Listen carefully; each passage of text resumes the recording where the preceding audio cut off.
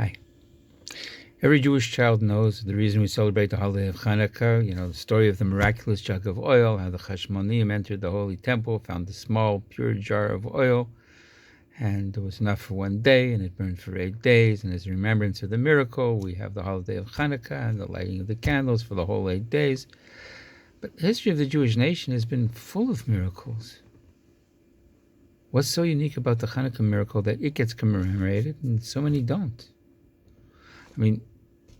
Book of Joshua tells us about when the Jewish nation stood on the brink of conquering Jericho, and God told Joshua to walk around the city wall once every day, together with the Aaron, the Ark of the Covenant, and 7 Kohanim blowing shofars, and that's what they did. And they started on Sunday, and they continued for 7 days, and on the 7th day, Shabbos, they went around 7 times, and the 7th time they sounded the shofars, and the walls fell down. That was an awesome miracle. You know when it happened? Neither do I. What about, very simply, for 40 years, unceasingly, except for Shabbat, the Jewish people wandered in the desert, and there was this daily bread from heaven. Every day, the manna fell and was gathered by the Jewish people. Not like a flash in the pan, splitting of the Red Sea or something like that. This was just a consistent, constant miracle. Have any holiday that celebrates that? So what was so special about this jug of oil that made it into a miracle worth remembering? In Jewish history, we know of another famous miracle involving a flame not consuming its fuel. What am I talking about? The burning bush. When God revealed himself to Moshe Rabbeinu for the first time, the Torah tells us that he saw the bush burning in flames, but the bush itself wasn't being consumed, and Moshe Rabbeinu was looking at this shrub, easy to burn, and it's not burning. And he came closer, and then God revealed himself to Moshe for the first time. And again, why that kind of a staging of a miracle? And the Medrash explains, why did God appear to Moshe in this manner? Because in his heart, Moshe felt that perhaps the Egyptians were annihilating the Jews.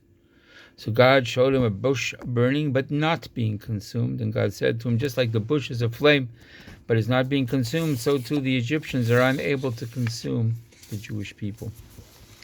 In doing this, God gave Moshe and the entire Jewish people, for all generations, a message of encouragement, a message of strength. Too many times it seems that fires have ignited against the Jewish people, and we have fear of what might happen to us. Then we remember that the bush was not consumed. There's no fire in the world that will extinguish the Jewish people.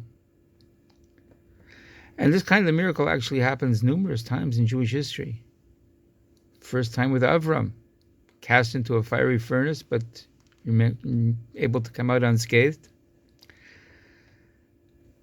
In Shul, remember in Shul, above the Iron Kodesh, there's a Ner Tamid, a light that remains constantly lit. Where does that come from? That comes from the Beis HaMikdash, where that 7-branched menorah was lit every night, filled with enough oil to burn throughout the night.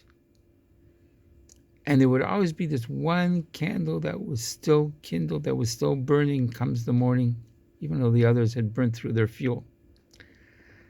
And this is known as the Ner Hamaravi, the candle of the West. And this happened both in the first temple and in the second temple. Then there was a miracle of fire that burned on the altar in the Torah portion of Deuteronomy. Rashi comments that they spread a purple cloth over the flame which had descended from heavens crouched beneath the cloth like a lion, would not burn the cloth because it had been covered with a bronze dome. In other words, there was always this fire burning on the altar. Even when they were traveling in the desert, there was this fire burning on the altar. So again, we have this theme of a fire burning but not consuming its fuel. And I guess that's the Hanukkah miracle. The Hanukkah candles burning for 8 days and not succeeding in consuming the oil, which symbolizes the soul. Interesting thing about candles. If you bring something into a pitch dark background, into a dark room, nothing happens. The object, the background, they remain invisible, they remain unchanged. But when you bring a candle, even one candle in the darkest of dungeons, suddenly everything changes. The light can easily be discerned even in the darkness. And the Jewish soul is compared to the light of a candle because the Jewish soul can always be discerned in any environment.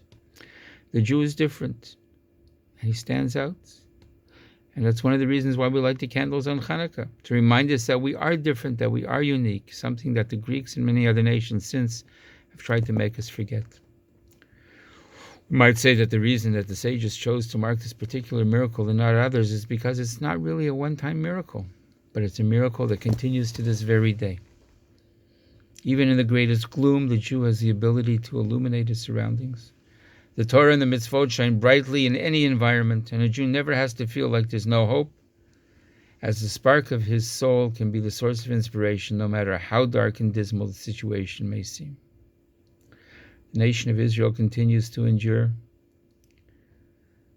The people of Israel continue to endure. The individual people of Israel continue to endure.